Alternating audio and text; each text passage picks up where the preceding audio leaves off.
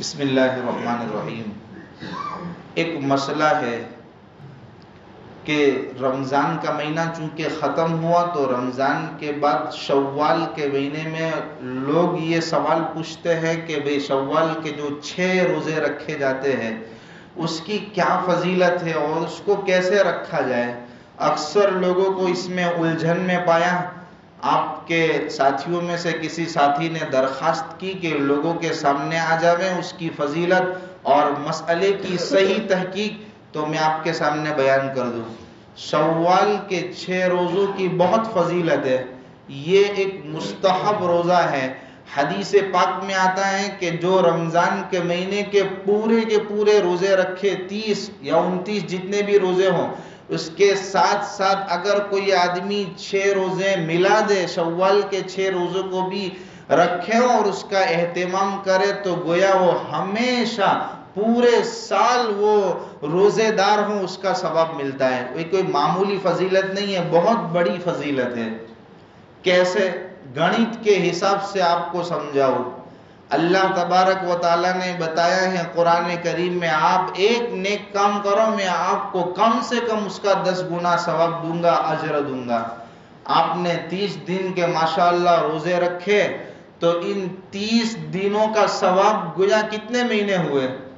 حساب کرو۔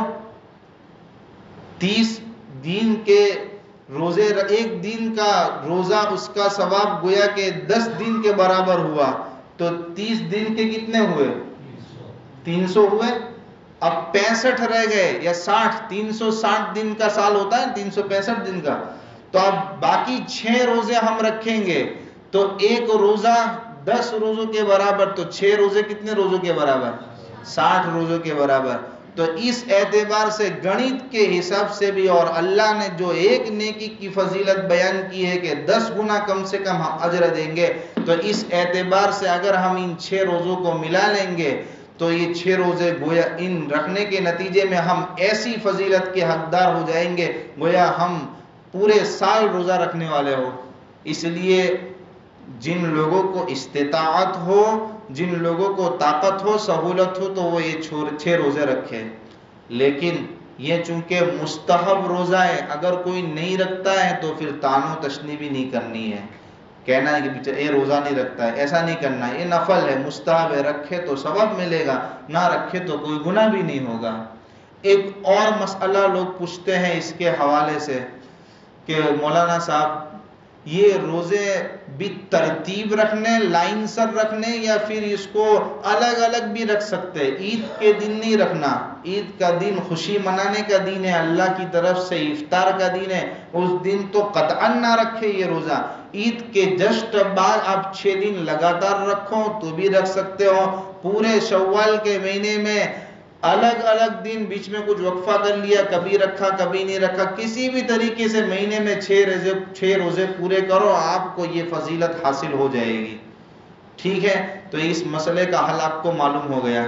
اس کے علاوہ لوگ یہ بھی اس کے تعلق سے سوال کرتے ہیں کہ مولانا صاحب میرے کچھ روزے قضا ہو گئے رمضان کے، تو کیا میں ڈبل نیت کروں؟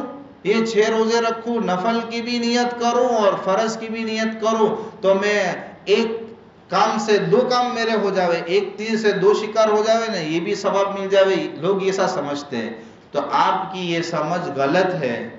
نفل روزہ الگ چیز ہے اور فرض روزہ الگ چیز ہے۔ آپ نفل کی نیت کرو گے تو نفل کا ثواب ملے گا، اور فرض روزہ جو قضا ہو گیا ہے، قضا کی نیت کرو گے تو وہ ادا ہوگا۔ ایک نیت سے کہ دونوں کی نیت کر لیں دونوں کا ثواب ملے، ایسا نہیں ہوگا۔